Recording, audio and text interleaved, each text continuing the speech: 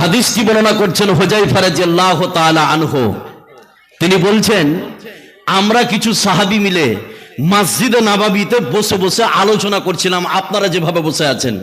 তো মসজিদে নববীতে বসে বসে আমরা আলোচনা করছিলাম। কি আলোচনা?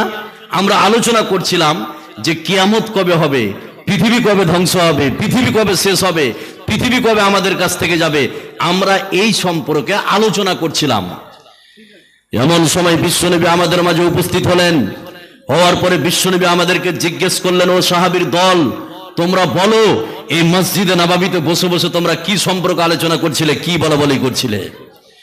উপস্থিত সাহাবা ইকরাম বললেন, ইয়া রাসূলুল্লাহ, আমরা আজকে আলোচনা করছিলাম, এক অপরে কথা বলাবলি করছিলাম যে কিয়ামত কবে হবে, পৃথিবী কবে ধ্বংস হবে, পৃথিবী কবে শেষ হবে, এই সম্পর্কে আমরা আলোচনা করছিলাম।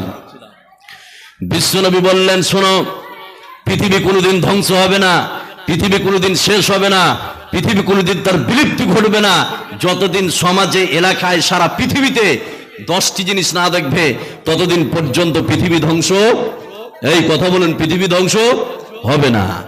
উপস্থিত সাহাবায়ে কেরাম বললেন, ইয়া রাসূলুল্লাহ, 10টি জিনিস বলুন, যেই দিন আমাদের গ্রামে এলাকায় 10টি জিনিস দেখে নেব, সেই দিন আমি বুঝে নেব আর পৃথিবীর সময় নাই, এবার পৃথিবী বিদায় নিবে। এবার বিশ্বনবী 10টি জিনিস বলতে শুরু করলেন। 1 নম্বরে বিশ্বনবী বললেন, এই বিশ্বে, পৃথিবীতে ধোঁয়ার আবির্ভাব হবে। ধোঁয়া বুঝেন ভাই? মেয়েরা যখন রান্না করে কি বের হয়? ধোঁয়া। তো 1 নম্বরে বিশ্বনবী বললেন, এই বিশ্বে, পৃথিবীতে ধোঁয়ার আবির্ভাব হবে, যে ধোঁয়াটা সমাজে, এলাকায় 40 দিন পর্যন্ত ছেয়ে থাকবে। নাম্বার 2, বিশ্বনবী 2 নম্বরে বললেন, দাব্বাতুল আরজ, মাটির তল থেকে একটি প্রাণী বের হবে, যেই প্রাণীটি মানুষের সঙ্গে কথা বলবে। 3 নম্বরে বিশ্বনবী বললেন, এই বিশ্বে, পৃথিবীতে দাজ্জালের আবির্ভাব হবে, যার একটা চোখ কানা থাকবে, কপালে লেখা থাকবে কাফির। 4 নম্বরে বিশ্বনবী বললেন, পশ্চিম দিক থেকে সূর্য উদিত হবে। এখন কোন দিকে সূর্য ওঠে? এই কথা বলুন, পূর্ব দিকে। তো 4 নম্বরে বিশ্বনবী বললেন, পশ্চিম দিক থেকে সূর্য উদিত হবে। 5 নম্বরে বিশ্বনবী বললেন, এই বিশ্বে, পৃথিবীতে ঈসা আলাইহিস সালামের আবির্ভাব হবে। 6 নম্বরে বিশ্বনবী বললেন, এই বিশ্বে, পৃথিবীতে ইয়াজুজ মাজুজের আবির্ভাব হবে। 7 নম্বরে বিশ্বনবী বললেন, এই বিশ্বে, এই পৃথিবীতে পশ্চিম দিকে ভূমিকম্প, ভূমিধস হবে। 7-8 নম্বরে বিশ্বনবী বললেন, পূর্ব দিকে ভূমিকম্প, ভূমিধস হবে। 9 নম্বরে বিশ্বনবী বললেন, আরব ভূমিতে ভূমিকম্প, ভূমিধস হবে। 10 নম্বরে বিশ্বনবী বললেন, ইয়ামান থেকে আগুন বের হবে। এই 10টি জিনিস যখন সমাজে, এলাকায়, সারা পৃথিবীতে দেখে নিবে, তখন বুঝে নিবে এবার পৃথিবী বিদায় নিবে, এবার পৃথিবীর সময় শেষ, এবার আমাদের কাছে আর পৃথিবী থাকবে না। তো এবার এখানে যতগুলো লোক আপনারা বসে আছেন, এই 10টি জিনিস আপনারা দেখেছেন? কেউ ভাই দেখেছেন কি? দেখেননি? তাহলে পৃথিবীর সময় এখনো আছে। যেই দিন 10টা জিনিস দেখে নিবে, সেই দিন পৃথিবীর সময় শেষ। কিভাবে শেষ হবে পৃথিবীটা, কিভাবে ধ্বংস হবে? এবার একটা আয়াত বলছে, খুব খেয়াল করুন, যেই দিন আমরা 10টা জিনিস দেখে নিব, সেই দিন পৃথিবী আমাদের কাছ থেকে বিদায় নিবে, আর পৃথিবী থাকবে না। কিভাবে শেষ হবে, কিভাবে ধ্বংস হবে, একটি আয়াতের মাধ্যমে ক্লিয়ার করে দিয়েছে কে? এই কথা বলুন, বলে দিয়েছে কে? আল্লাহ। এবার আয়াতটা বলছে, খুব খেয়াল করুন, তাহলে বুঝতে পারবেন। আল্লাহ রাব্বুল আলামিন বলেন, ونفخ في الصور فصعق من في السماوات ومن في الأرض إلا من شاء الله ثم نفخ فيه أخرى فإذا هم قيام ينظرون। আল্লাহ রাব্বুল আলামিন বলেন, শোনো, পৃথিবীর সময় যেদিন শেষ হবে, পৃথিবীর টাইম যেদিন শেষ হয়ে যাবে, আমি আল্লাহ রাব্বুল আলামিন একজন ফেরেশতাকে রেডি করে রেখে দিয়েছি। তার নাম হচ্ছে হযরত ইসরাফিল আলাইহিস সালাম। আমি ইসরাফিলকে বলবো, ইসরাফিল, পৃথিবীর সময় শেষ হয়েছে, তুমি এখন সূর ফুঁকে দাও। হযরত ইসরাফিল আলাইহিস সালাম সূর ফুঁকে দিবে। সূর ফোঁকার সঙ্গে সঙ্গে এই বিশ্বে, পৃথিবীতে আপনি যা কিছু দেখতে পাচ্ছেন, আল্লাহ রাব্বুল আলামিন সব কিছুকে নিমিষের মধ্যে ধ্বংস করে দিবে। জোরে বলুন সুবহানাল্লাহ। একটা ফুঁকের মাধ্যমে বিশ্বের সব কিছুকে লণ্ডভণ্ড করে দিবে কে? এই কথা বলুন, লণ্ডভণ্ড করে দিবে কে? আল্লাহ। এবার একটা মজার কথা বলছি, খুব খেয়াল করুন কথাটা কি, সুর দুইটা ফুঁকা হবে। কয়টা বললাম? দুইটা।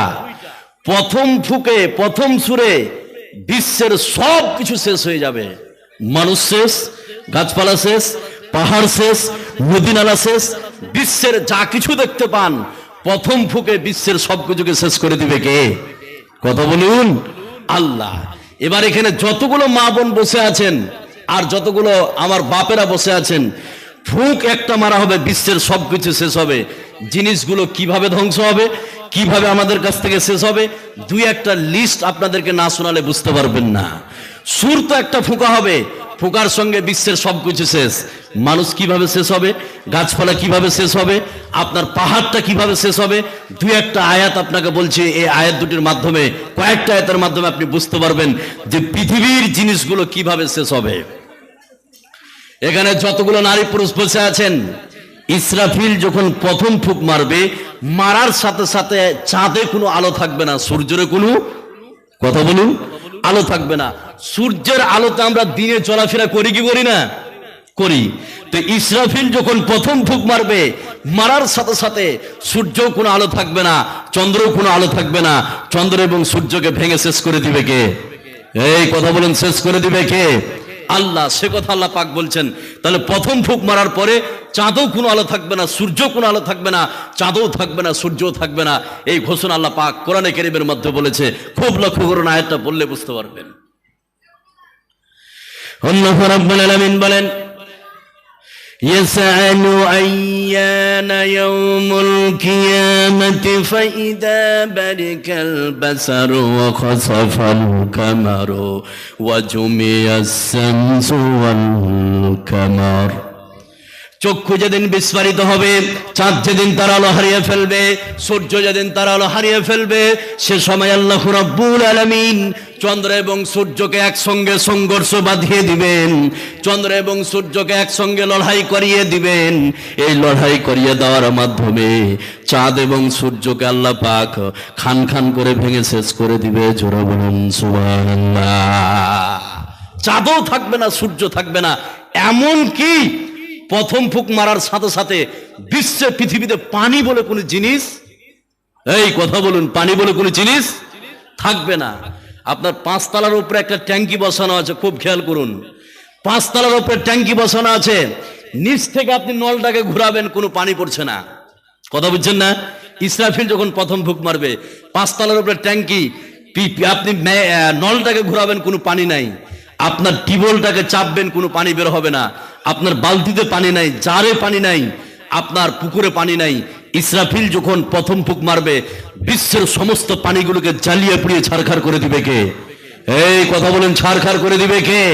আল্লাহ। সেই কথা আল্লাহ পাক কোরআনের মধ্যে বলছেন। আমার উপস্থাপনাটা 2-1 মিনিট, বিষয় হচ্ছে জান্নাত জাহান্নাম, শুনলে আপনি অবাক হয়ে যাবেন। তাহলে ইসরাফিল যখন প্রথম ফুঁক মারবে, এই বিশ্বে পানি বলে কোনো জিনিস থাকবে না। সে কথা আল্লাহ পাক কোরআনের মধ্যে বলছেন, খুব ভালো করে শুনুন। আল্লাহ রাব্বুল আলামিন বলেন, ইদাস সামাউ ফাতারাত ওয়া ইদাল কাওয়াকিবু তাসারাত ওয়া ইদাল বিহারু ফুজিরাত ওয়া ইদাল কুবুরু বাসিরাত। আকাশ যেদিন বিদীর্ণ হবে, তারকাগুলি যেদিন বিক্ষিপ্ত হয়ে যাবে, আর বিশ্বে যতগুলো পানি আছে, আটলান্টিক মহাসাগর বলেন, প্রশান্ত মহাসাগর বলেন, ভারত মহাসাগর বলেন, সুমেরু কুমেরু, এক কথায় আল্লাহ রাব্বুল আলামিন সমস্ত পানিগুলিকে এক জায়গায় জমা করে দিবেন, আর পশ্চিম দিক থেকে একটি হাওয়া বইয়ে দিবেন। ওই হাওয়াতে পানিতে আগুন ধরে যাবে।